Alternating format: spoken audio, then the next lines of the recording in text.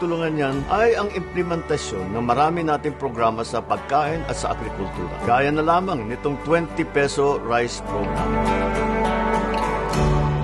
Hindi lamang po sa Kadiwa stores may 20 peso rice, kundi pati na rin sa mga palengke natin. Parami na ang ating mga location. At hindi lang po ito pop-up stall na mawawala naman pagkatapos na masimulan. Tuloy-tuloy na po ito. Sa ngayon, as we said, vulnerable sectors muna, doon sa higit na mga nangangailangan. Sa pagtutulungan ng maraming ahensya ng national government at ngayon in partnership with the local government, 20 peso rice is here to stay. It is achievable, it is sustainable. Kaya abangan ninyo in your nearest public market.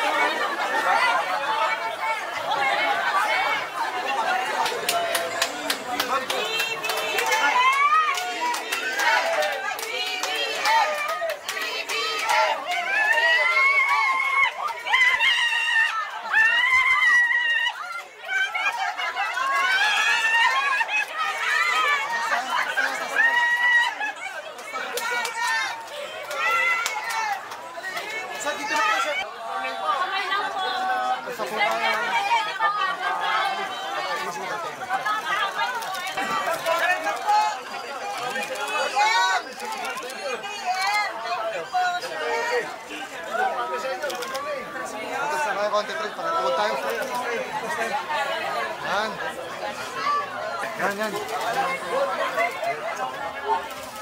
Lalaway na ako lang. Ilang na kasi nga.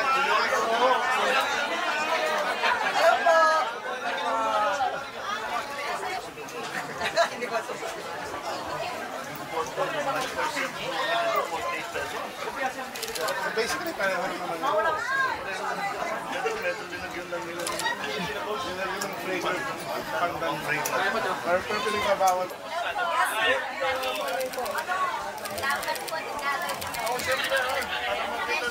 Kinakapabiling hotdog, sir.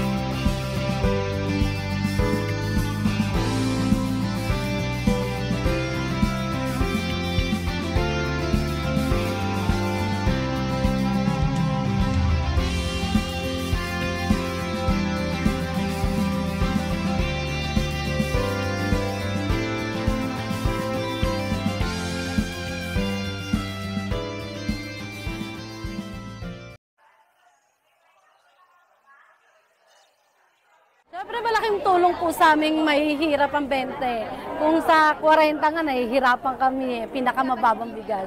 Pag bumili ka ng 20, makakabili ka ng itlog, isang ulam na namin mag-anak yun, di ba?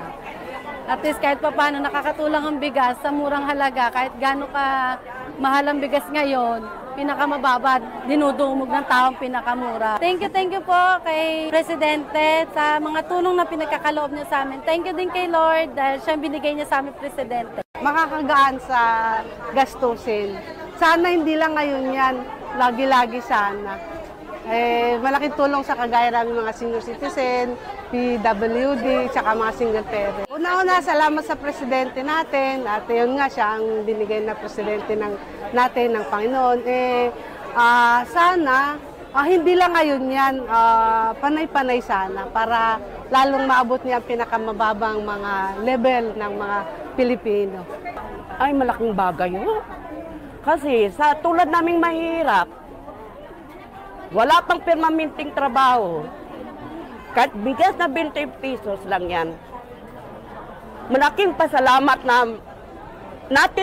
namin lahat sa ating mahal na presidente.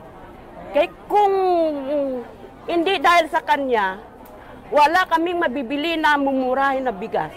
Maraming salamat po, Presidente Bongbong Marcos. Sana itulong mo sa tulad naming mahihirap.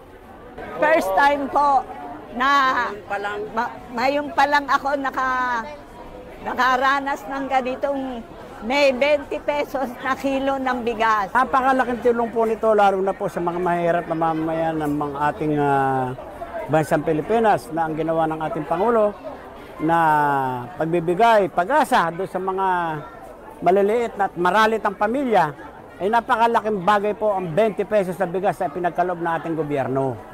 Kaya sana ito ay magpatuloy-tuloy upang ito ay ganap na may palaganap sa ating bansa at para magkaroon ng kaginawa naman kahit papano ang ating mamamayang mahihirap dito sa ating bansang Pilipinas. Kaya BBM, nagpapasalamat po kami at kami hindi nyo kinakalimutan na mahihirap dito sa ating bansang Pilipinas. Napakalaking tulong po ito para sa akin. Dahil ako po ay bumibili ng maintenance ko. Hindi yung susobra dito ng pambili namin ng araw-araw ng bigas, maibili ko na, dadagdag ko na sa pambili ng aking pang-maintenance. Salamat po kay Pangulong Marcos at